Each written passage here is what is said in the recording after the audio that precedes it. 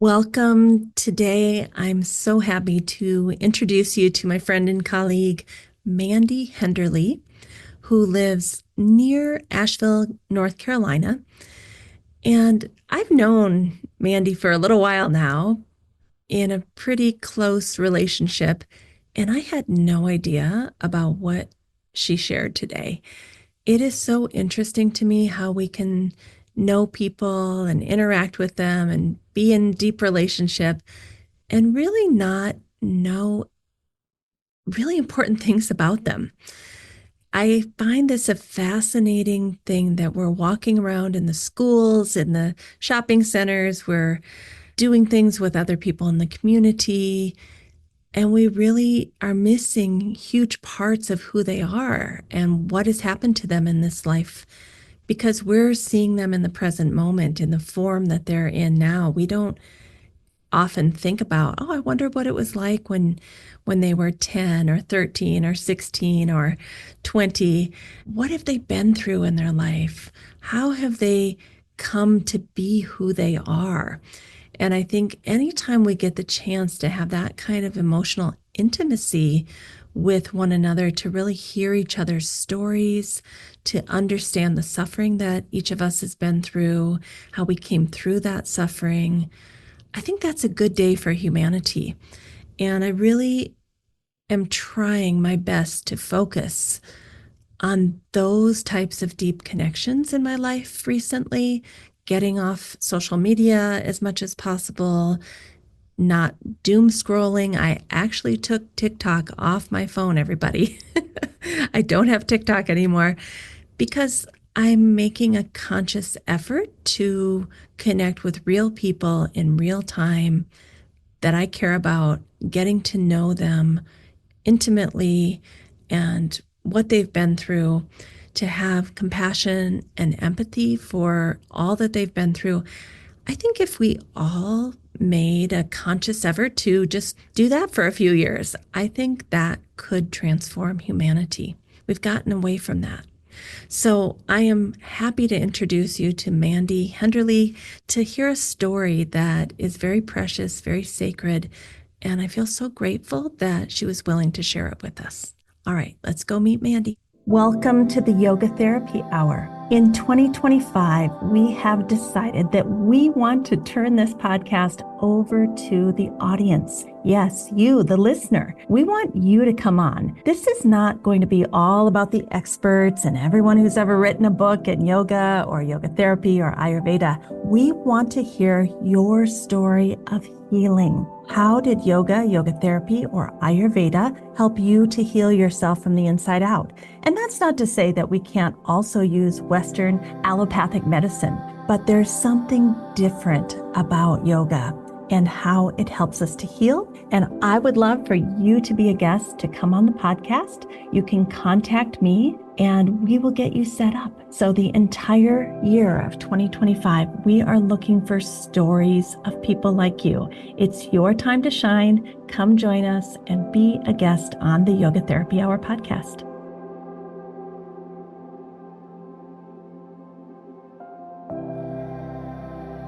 Welcome, Mandy. Thank you for being here today. Hi, Amy. It's good to be here. Mandy, why don't you tell our audience where you live and where you're coming from? I live in Hendersonville, North Carolina. It's about 30 minutes away from Asheville, North Carolina. So I know I'm curious. I read little tidbits in the news, but what is going on in Asheville? Just momentarily, if we can take a tiny detour since the big storm and so many people losing their homes. Is the cleanup coming along? Is it slow? What's happening there? So I'm a little bit removed from being in Hendersonville. A lot of the worst damage happened around Asheville in an area called the River Arts District, and also north of Asheville in small towns like Marshall, North Carolina, people might have heard of, and Swannanoa in North Carolina. So those areas are still really, really struggling. And a lot of small businesses around Asheville are, struggling because when the storm happened, there really wasn't any tourism happening in the month of October, which is historically like their biggest month for tourism. Everybody likes to come down here and see the beautiful leaves. Yeah. So taking that hit, yeah, it was big for Yeah. them.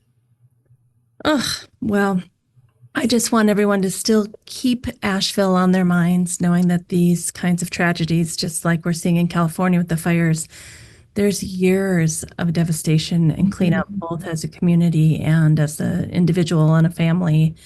So, all right, Mandy. Well, today we are going to talk about your story and how you came to yoga, what the reasons were for coming to yoga, what you discovered once you got here. Why don't we take you all the way back to, I think you said you were 13 years old. Mhm. What was going on when you were 13? Yeah, when I was 13, I started having these really horrible headaches that happened mostly in the back of my head. And sometimes these headaches would be so bad that I would throw up and have dry heaves, even if I didn't have food on my stomach. It was a really horrible time. My mom and my grandma, when my mom had to work, would take me to these doctor's appointments, and then the doctors would tell me, oh, maybe she hit her head and doesn't remember it. Oh, maybe she has the flu that's going around. Maybe she's making it up for attention. So this happened for months until finally it was bad enough that I believe my grandma had taken me to the appointment that day, was like, you're getting this girl a CAT scan, like something is not right. So several days Can I later, just say, leave it to grandma to go in there and set the record straight here? Like, we are not leaving this place. yes, so several days later, I went to the children's hospital with my mom, had a CAT scan, and then never left. They found, I believe it was golf ball size brain tumor in the back of my head. It was in Mm. my cerebellum. And so from there, just got swept up to the oncology floor because nobody knew, is this cancerous or not? I had one surgery to drain the spinal fluid because the tumor was stopping the spinal fluid from flowing. So that's what was causing me to throw up. And then after that, they were able to do another surgery to remove the tumor. And Wow. then, yeah. So I don't know if you can even remember because this may be like a medical trauma that you went into freeze state, but do you remember what it felt like to be a little 13-year-old woman? Yeah, I remember it being really scary. And I remember when I first was in my hospital room and I met my neurosurgeon, I remember getting really mad at him because he told me, look, we're going to have to shave your head to do all of this. And I started to cry. And he told me, basically to stop crying. And I got pretty mad about it, because I was 13 and I had this curly hair that I had just started to figure out, what the right way to handle it was. And then you're here telling me, like, this is what's going to happen and you need to stop crying and just get over it. Oh, Yeah, oof. I just got a little wave of sadness for I that, know. that Yeah. little girl. Mm. So looking back now as a grown woman who is a yoga therapist and has, studied so many things about the nervous system and trauma response, do you think that you were in fight, flight, freeze, any of these states, all of these states? I definitely, yeah, I think I was in a freeze state looking back on it. I was, dissociating.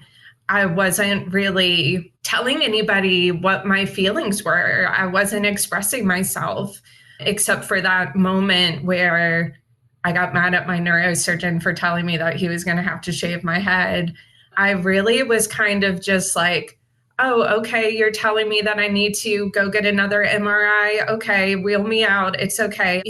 I was just freezing. I was dissociating. And now I know that that was survival response. I was freezing and dissociating because that's what I needed to do at the time.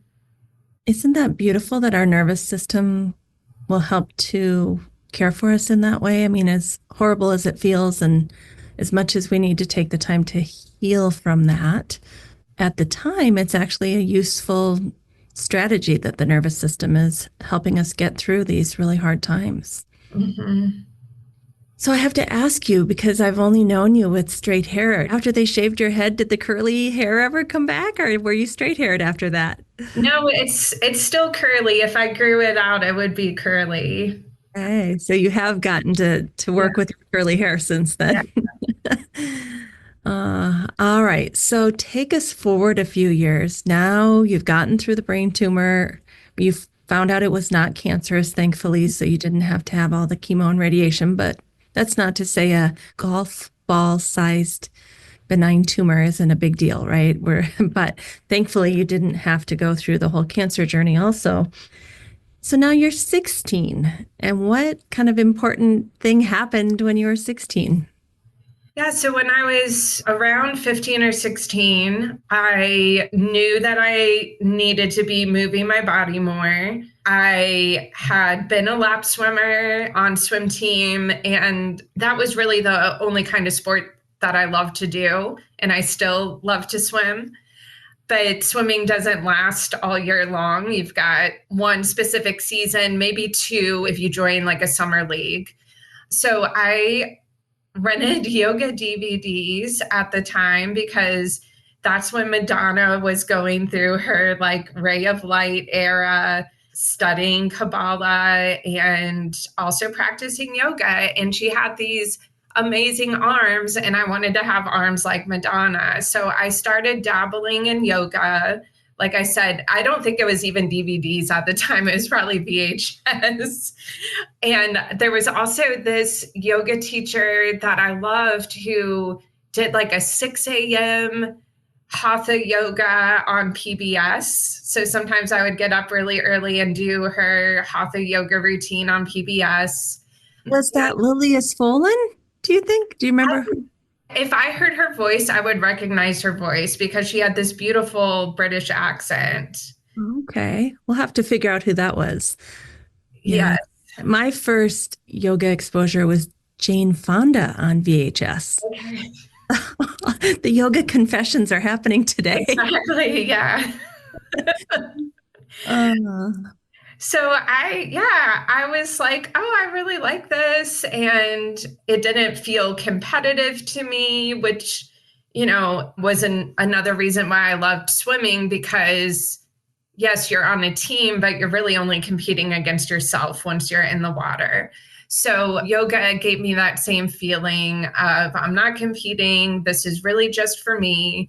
Even though at the time I was doing purely for the physical aspects, wanting to get those arms like Madonna. Now, as an adult, I can look back and be like, oh, I was trying to reconnect with my body. I had been dissociated, and moving in a gentle way through these yoga practices helped me to come back into my body and reconnect.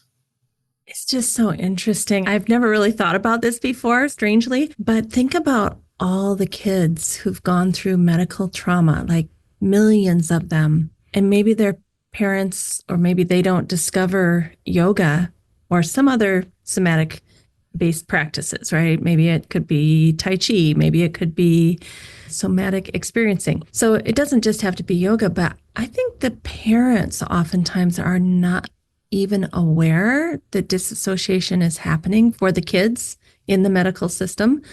Mhm. It's probably happening to the parents too, and they don't even recognize it. So it seems to me like it would be so amazing for parents and kids, family yoga for families that are going through big medical things and helping them realize, look, your nervous system has gone into fight, flight, freeze. It's protecting you. but it has this added bonus of making you disembodied for long periods of time if you don't reconnect things. That's a great idea. Maybe you should do that, Mandy.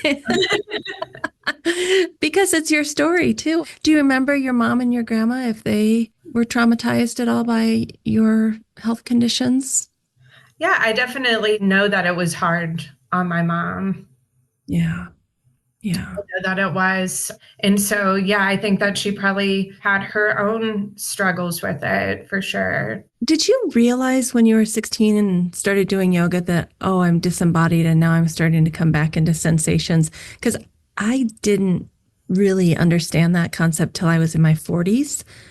Like I knew I liked yoga. I knew it felt good. I knew like, wow, something different happened than happens when I run or, do other things. And I'd go to the teacher and say, what's happening? What's the mechanism? I didn't even know there was a nervous system involved, when I first started yoga. And nobody could answer the questions. We've come so far since then with our yoga knowledge and our nervous system knowledge. But did you know, like, wow, I feel more embodied? No, there's no way that at 16 I could have put words on it like that. Right. I think I felt probably healthier. I think I probably felt more energy. I probably felt a little bit stronger, but I don't think that I would have been able to say I feel embodied now or I connected to my body. It's only as an adult that I can look back and name that. And I think that's also so healing to go back and revisit this whole thing that happened to you in this lifetime, maybe through meditation or breath work or, yoga nidra, and kind of reprocess it, redigest it, and now have words for what happened and words for the healing that happened. Like, do you find that comforting at all to have some understanding about what happened to you as a young woman? Yeah, it definitely is very comforting to have words for things now. During 2021, I was having a really hard time with the pandemic and how it was affecting my kids' school. And then what that meant for me when they couldn't go to school. So, for example, my daughter was in preschool, and I felt like every other week they were having to close her class for quarantine because somebody had been exposed. The rules kept changing. And it was very hard on me to try to figure out a schedule for myself because I was starting to teach yoga and I felt like things kept changing. And where do I fit in all of this? How can I try to build this career for myself? And I did a EFT tapping session. Emotional freedom technique. Yes, I did a tapping session, and the facilitator for the session asked about childhood trauma. And I was like, no, I don't have any. And then a moment later, I was like, I don't know if this counts, but this is what happened to me when I was a kid. No, it doesn't count. That's nothing. And she was like, yeah, it does count. And it makes sense that your brain is like compartmentalizing it over here because it's trying to keep you safe. It's doing its job. Mm. So, ever since that session, I feel like talking about what happened to me as a kid and thinking about it, naming it, has really cracked open in a good way where I'm not compartmentalizing it. I'm giving myself permission to go into it more. It's so interesting how emotionally digesting it with the wisdom of being a grown woman and getting to articulate and name it, that's so helpful to reprocess it. And then I don't know if you've found this, but there is a point where we don't, in yoga at least, want to get overly identified with our suffering. Mhm. We can process it and then put it in its proper place in an integrated way and inside of our body, mind, and spirit. And it becomes an integrated part of us, but it's no longer a big focus of ours and it's not an identity that we have on. Do you feel that too? It's kind of counter to what you just said, but have you been working towards that? Yeah, I do feel like it is an integrated part of me now. Like I'm able to be an advocate for myself when I go to the doctor or any healthcare provider, but also not have a guard up, where I don't want to listen to anything that they have to say. I'm able to have this conversation with you and go in depth with my experience, but not like start crying or eject. Yeah. Well, I am glad you're here. I'm glad that you've had this opportunity in life to integrate it and make it part of who you are as a mother, as a wife, as a daughter, as a granddaughter, as a yogini. So let's come into the time now, what you're doing every day, how your yoga is still a big part of your life. My yoga practice has really evolved so much from being a part of the optimal state. So, this time last year, I had started the program. My yoga practice was like several hot yoga classes a week. I was teaching hot power flow. I was doing like the short form Ashtanga sequence on my days when I was doing a home practice. Over time, all of that has shifted. So, my practice is a therapeutic practice that my mentor has assigned to me. I do that almost every single day. I love to, like I said, go swimming. That's where I really get my physical hard exercise is going to swim laps. And my yoga practice supports my mental health. I find that so amazing that you were able to transition to a therapeutic practice because so many of us who've been athletic, it's almost like we want to make sure we get a workout in as well as our mental health, as well as if we want some spiritual connection and we want to do it all at once. And so that transition to say, yeah, I'm going to go get a workout, get my heart rate up, feel good and strong in my body. And I'm going to possibly do a little more breath work, a little more meditation, a little maybe more gentle asana if that's appropriate for my yoga practice. I think a lot of people, that's a hard jump. Maybe it's just because of the number of hours in the day and it's hard to fit both of those things in. But so when you say that it's helping with your mental health, can you tell us a little bit about that? What your daily practice, without getting into specific details if you don't want to, but like I think even the idea that yoga can help people with their mental health is a little bit out there for some people. Yeah, so my yoga practice really supports my mental well being through slowing down. So many of us live lives where we're just going, going, going. And for me, the practice of yoga helps me to ground and it helps me to come back to my center. We talk a lot in the optimal state about Purusha, so like soul or your essence, something that is always there. It really helps me to connect with that still point inside. My name is Amy Wheeler. I'm the host of the Yoga Therapy Hour, but also the creator of a mobile app that's based on the gunas of yoga and Ayurveda. It's the first of a kind, and we'd love for you to try it for free. The app is called The Optimal State, and it tracks the state of your gunas, and then it gives you therapeutic interventions. Now we're starting to add Dharma talks as well as Yoga Nidra. And we think these are wonderful ways that you can do some self-care and take care of yourself on a regular basis. So come join us, the Optimal State app. We'd love to see you over there too. I love what you said, all of it, but especially like the slowing down. Yeah. I got a practice from my teacher in India last night. It's her morning time and my evening time. And the pace at which she taught me last night was almost embarrassing to me because I am just moving so fast. And she was asking me 6 count inhale, 6 count exhale, like, like really being present, slowing down, not rushing through, just the act of doing asana and breath work and meditative type exercises at that slow pace made me aware of how fast my mind has been going. And so I love that you said that about slowing down for our mental health. Mm-hmm. So, one of your pearls of wisdom that you shared with me earlier, you said there's a mantra that another teacher had shared with you that you love, and it is, when life ebbs, I flow. Can you say anything more about that?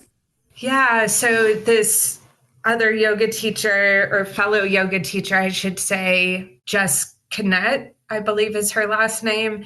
She shared this mantra, when life ebbs, I flow. And I really feel that encapsulates what yoga does for me. Life is always going to have its ebbs and flows, right? It's always going to have peaks and valleys. Just because we practice yoga, it doesn't take away those peaks and valleys, but it does help you to move through them with a little more grace than maybe you might have without practicing yoga. Yeah, I love that. I think Patanjali says the external experience and events are not going to change, Mm-hmm. but the internal perception and internal resource to deal with what's happening outside, that will shift through yoga. And I think that's such an important thing to think about. I think sometimes we don't realize that that is actually where it's at. Mm-hmm. We don't have control over the outside. Right. And will that fix all the problems out there? No, it won't. It will only bring a more stable, kind, centered version of you to that problem. Right. And I truly believe that that actually does have an effect on the external. Absolutely. I mean, we can't fix everything, but we can fix our presence in the difficult times. Yes, it gives you like a kind of clarity. Mm-hmm. Yeah. So, another thing that you said that I'd love for you to talk a little bit about, you said, I'm just a normal person with a family and responsibilities to navigate, yet I'm able to integrate yoga into my daily life because I'm not seeking perfection. Please tell us about that. So many of us are trying to be perfect out there. So many of us are trying to be perfect, and then that robs us of having a good experience with life because of seeking perfection. Perfection is never going to exist. It robs us of the present moment because we're always striving for the next thing. And when I get there, when I'm enough, when I have enough money, when I look a certain way, when I have enough friends. Like, what about now? What about this moment with your kids while you're making dinner? Right. I think the integration part just comes in with being able to accept, this is what I have today. I have 5 minutes where I can do alternate nostril breathing, or maybe it is the full 15-minute practice that my mentor gave me. And that is not a hot, sweaty flow that I was used to doing this time last year. And it still is yoga. Like, I don't have to always spend an hour on the mat to have it be a yoga practice. My yoga could just be 5 minutes, 15 minutes in my pajamas, in my dirty office. It doesn't have to look like perfection. I mean, when I hear you say that, what comes to mind is, well, that is the yoga, meaning being able to be okay in a dirty office in your pajamas for 10 minutes because you have to go run and get the kids. Like, you're actually practicing yoga in life. I mean, as well as on the mat, but that ability, I mean, I'm guilty of this, Mandy. I like to if I want to do a practice, I want to clean my space before I do my practice. And we don't always have time for that, right? Sometimes it just has to show up how it shows up. And I think no matter how short, that awareness of, wow, here is where I am today. I'm resisting my practice, or gosh, I feel kind of anxious, or I really don't want to do this, or my brain is on 100 other things while I'm trying to do some breath work. Like that's so valuable. It doesn't mean it wasn't a good practice. That self awareness that is built in, wow, this is the third day in a row I've been anxious. I wonder if I really shouldn't have so much coffee in the morning. Yeah, absolutely. So, one other thing that you said that I loved, I don't know if you remember, you wrote all these a long time ago, so you're probably like, wow. I don't remember any of what I wrote down. Just so good. I want to share it. So, you said, I'm just trying to get a little bit closer to sattva every day. Mm. What does that mean to you? Some people don't even know what sattva is. So, how does sattva feel in your body mind?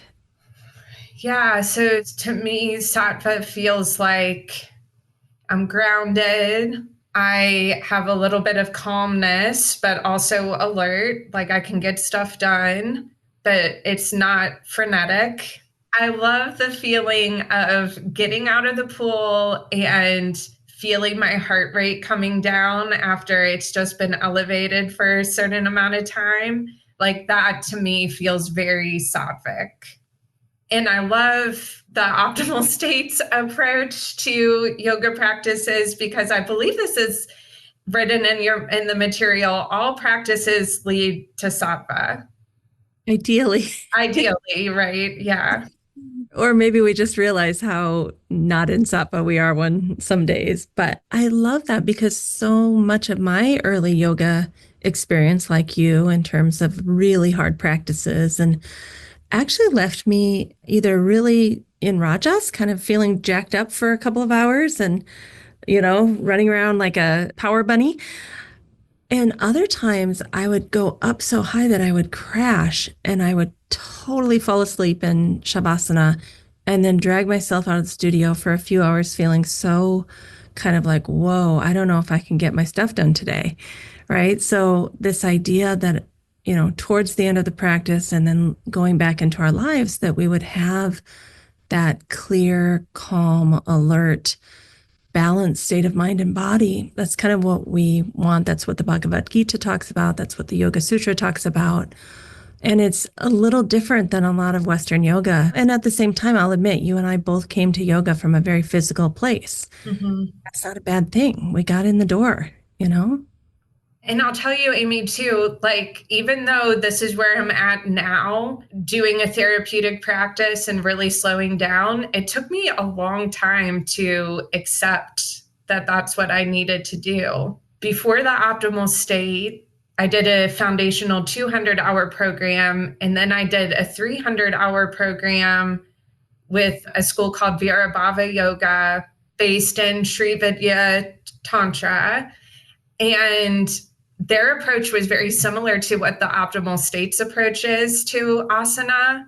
We're going to do 2 or 3, maybe up to 5 asanas, and we're going to go slow. And I was just like, I'm not doing this. Like, I was so resistant. I was like butting my head up against the wall.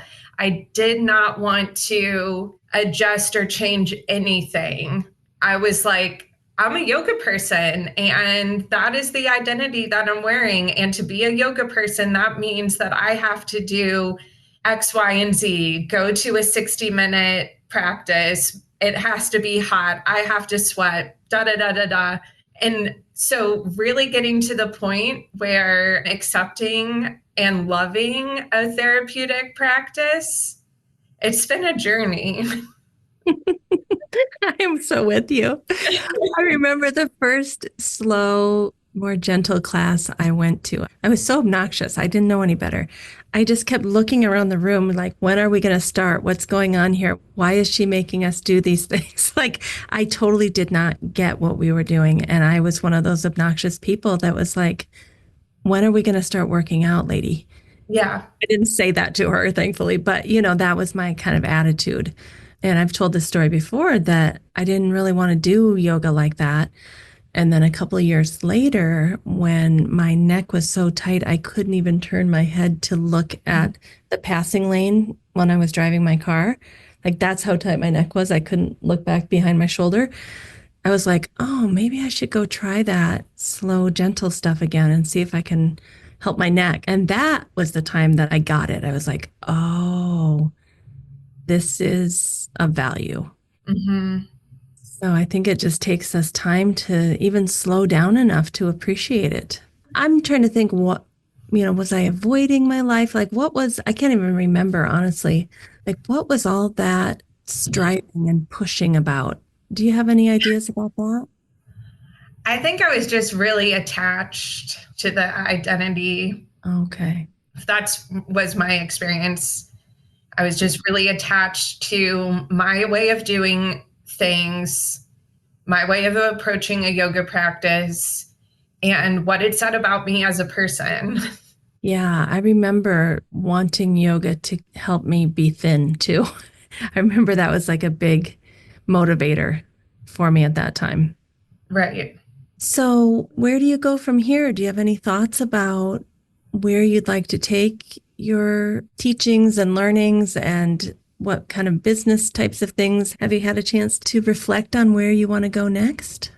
Yeah, I have. I spent a lot of time over the Christmas holidays and New Year's thinking about what I would like my yoga therapy business to be. And I really would like to focus on yoga for mental health. I have one psychiatry practice that I contract with, and I see private clients through them, and I want to build up more partnerships like that. I also have offerings through my website that people can purchase and book with me virtually. I really have so much interest in and passion for yoga therapy for mental health, mental well being. I think that after the COVID-19 pandemic, there has just been a lot. It was like a rubber band that got stretched, and then that rubber band just isn't going to come back to the exact same shape that it was before. That rubber band is broken. I think for the first couple of years of the pandemic, we held on to hope that when things get back to normal. And now I think we've all realized, oh, There's this is no normal. normal. Yeah. Yeah, this is it now. I mean, with the advancements in artificial intelligence and all the things that are happening in the world, like, okay, well, this is the new normal. And how am I going to take care of my mental health in this new normal? Mm-hmm. Exactly. And I've been really interested too in like the loneliness epidemic and how that has only increased steadily over time. And we're kind of at this inflection point where loneliness has never been worse. Like it's never been more of a problem in society. And there was this longitudinal study where they studied people for their whole lives, basically. And the number one predictor of early mortality wasn't exercise or their blood pressure or their heart rate or anything like that. It had to do with the quality of their relationships. Yeah, if I remember, that was a UCLA longitudinal study. That sounds right. So I really think that with the advancements in AI, that's especially relevant this week with all of the news about DeepSeek. Yeah. The need for strong human connections is only going to grow, and the value of those connections is going to be even higher. Yoga therapy has a place in all of that. Developing a one-on-one connection with a yoga therapist who really sees you and hears you and understands you, like, wow, how valuable is that? Yeah, I am so glad you brought this up, because there are going to be so many things that are offered through artificial intelligence, but a true, deep human connection cannot be replaced by artificial intelligence. And I actually think it's going to make our work even more valuable. And yes, there will be AI companies that, just like they've done for psychotherapy, you can have your GPT chat yoga therapist. I'm sure that will happen. Mm-hmm. Just like my GPT chat psychotherapist, it's some ideas. It's like, oh, that's an interesting way to look at it. Where's my real human that I need to actually sit with and breathe with and look in their eyes and be seen, be heard. So I think our services will become even more valuable because of that presence. Yeah, I think so too. I mean, an AI can't co regulate with you. Thank you. I love that. You should make a t-shirt that says that on the back. Yeah, that's a good Co-regulation doesn't happen with AI. Oh my gosh, that's amazing. Well, thank you, Mandy. How about your website? Where can people find you? How can they reach out to you if they'd like to work with you, like to connect with you, like to co-regulate with you? Yes, I would love to co-regulate with you. My website is just mandyhenderly.com. So people can sign up for my newsletter on my website. People can look at what my offers are on my website. I'm on Instagram at Mandy Henderly Yoga. And I would And love, she does really great things on Instagram, by the way. She has the thank you. sweetest videos. And if it's okay, I would love to shout out a couple of things that aren't mine, but that I think people should know about. Is that I okay? love that. I love that, Mandy. Yeah, go for it. Okay, so I would love to just shout out this organization in Asheville called Beloved Asheville. They do great work. They're doing so much for the community after Hurricane Helene. I would also love to shout out Vera Baba Yoga. I'll get that one up here in a minute. And Vera Baba Yoga is also on my website as somebody that I partner with, but Vera Baba Yoga offers a 200-hour course and a 300-hour course, as well as some standalone courses that people can take for continuing education units. And Vera Baba has recently changed to a teacher-owned cooperative, a teacher-owned co-op. And I think it's like the first of its kind, really, in the yoga world. So I'm really excited to continue to be a part of Vera Baba. You know, I love that idea. I think that is the future because for any of us to have our own brick and mortar with, our own sign over the door, the overhead is so expensive. Whether you're doing it digitally or, in a brick and mortar, it just makes sense that we should collectively come together and share expenses because we don't need to be there 24/7. Right. I love that. And, I think we've talked about this. Yeah, there's some challenges with collectives, but there's challenges with everything in life. Exactly. Yeah. And I really think that the cooperative model, the collective model is really embodying that ethos of we all rise together. Yes. Yes, yes, yes. I love that. All right, Mandy. Well, thank you for being here with us today and sharing that vulnerable story that I didn't even know about you. I've known you for quite a while now, and I had no idea. It's always fun to discover new things. And thank you for your authenticity. I think that's really the thing that I love about you so much is you show up so authentically, and I really appreciate that. It gives me permission to do the same. Well, thank you, Amy. I really appreciate you. Thank you, Mandy, for being here today, for sharing yourself with us, your authentic self, giving all of us permission to show up just as we are without needing to put on a mask or try to be perfect. Mandy and I were laughing recently about, getting out of the swimming pool and just looking like something the cat dragged in and seeing people in our towns in that state and that's okay too. This willingness to show up as a real human who looks and acts and talks and feels different every single day, all throughout the day. So thank you, Mandy, for coming. And then the other thing I wanted to just say a little note about is that the whole reason we created the Optimal State mobile app, which is on Android and iPhone, is to help people get a tiny bit closer to sattva every single day, where you can kind of check in with yourself, determine if you're feeling in or out of balance, get a tiny little intervention to help you, a 5-minute little thing that might help you shift into a state of more well-being and feeling at ease, and then go about your day and continue on. So if you're interested, go to the app stores, type in Optimal State, and I think you'll see a wonderful app that is based on yoga, Ayurveda, and the gunas for both the assessments as well as the interventions. All right, everybody, have a great week. We'll see you next week. Thank you.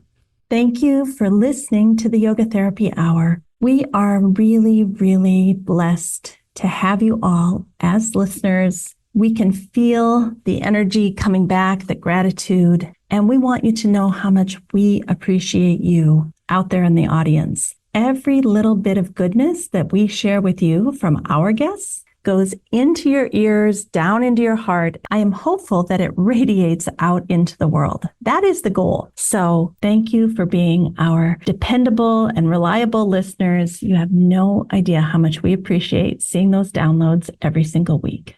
Thank you for listening to the Yoga Therapy Hour. We wish you a wonderful week. We hope that somehow, in a small way, we've contributed to your well-being so that you can go out and share that well-being with others. That's what life is all about, bringing in the goodness through you and then shining it out to the world.